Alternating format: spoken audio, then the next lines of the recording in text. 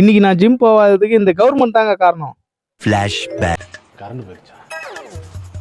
மின்சாரம் என் மீது பாய்கின்றதே. கரண்ட் போயிடுச்சா? பொத்திட்டீங்கடா. பாட்டு பாடுறத பாருங்க. மின்சாரம் பாய்தான். பாத்தியா இவன் வீட்ல கொஞ்சம் பாத்துடா. மின்சாரம் பாய்தாம்ல. எரிச்சலா இருக்கும்போது மின்சாரம் பாயுது. சரி தூங்க ட்ரை பண்ணுவோம். இடியாப்போ 12 மணிக்கு இடியாப்போத்து எவன் நீங்க வாங்கிக்கிட்டு? ஐயோ வந்துச்சா எங்கடா வந்து கரண்ட் வர மாட்டேங்குதுடா. கரண்ட் வரலையே. நான் வெளியில அப்படி பாடு டென்ஷன் ஆனா தூக்கம் வர மாட்டேங்குது. காலையில வேலை செஞ்சுட்டு வந்து படுக்குறோம். நைட்டு தூங்க முடியல. எரிச்சா இருக்கு. இத கொண்டு போய் ஏன் வேலை கட்டுற மாதிரி இருக்கு? கரண்ட் இல்ல எங்களுக்கு. 1 hour later. ஏய் வந்துருச்சுடா. போயிருச்சுடா. ஏய் வந்துருச்சுடா. போயிருச்சு. வந்துருச்சு. போயிருச்சு. வந்துருச்சு. போயிருச்சு. வந்துருச்சு. போயிருச்சு. வந்துருச்சு. போயிருச்சு. வந்துருச்சு. போயிருச்சு. வந்துருச்சு. போயிருச்சு. வந்துருச்சு. போயிருச்சு. இதுக்கெல்லாம் யார் காரணம் தெரியுமா?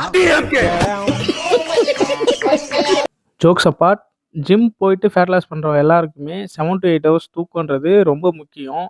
தூங்கினா மட்டும்தான் நம்ம பாடி ரெக்கவர் ஆகும். திரும்ப நம்மளோட வேலையை நம்ம செய்ய முடியும். ஜிம்முக்கு லீவ் விட்டாச்சு, டயட்க்கு லீவ் விடக்கூடாது இல்லையா? அதனால் காலையில் ஓட்ஸும் ஆம்லெட்டும் சாப்பிட்டேன். லன்ச் மீலுக்கு ரைஸ் எடுத்துக்கல. இன்னைக்கு பாலும் எக்ஸும் வெஜ்ஜஸும் சாப்பிட்டேன். ஈவினிங் ஃபேமிலியாக கொஞ்சம் வெளியே போயிட்டோம். அதுக்கப்புறம் எங்கள் வீட்டு இளவரசருக்காக முடி வெட்டுறதுக்கு பார்பர் ஷாப் போனோம். முன்னாடிலாம் சார் வந்து முடி வெட்டுறதுக்கே வரமாட்டார், அழுதுகிட்டே இருப்பார். இப்போலாம் அவரே போய் ஏறி உட்காந்து முடி வெட்டுங்க அப்படின்னு சொல்லிட்டு இருக்காரு. முடி வெட்டும் போது அவர் முகத்தில் ஒரு சிரிப்பை பார்க்கணுமே. அம்மா, சாரு முடி வெட்டி முடிச்சோன்னா ரொம்ப ரொம்ப அழகாயிட்டாரு. ஏதோ ஃபாரின் ரிட்டர்ன் மாதிரி இருக்கான் ஆள் பார்க்குறதுக்கு, ஸ்பைக்லாம் விட்டுட்டு.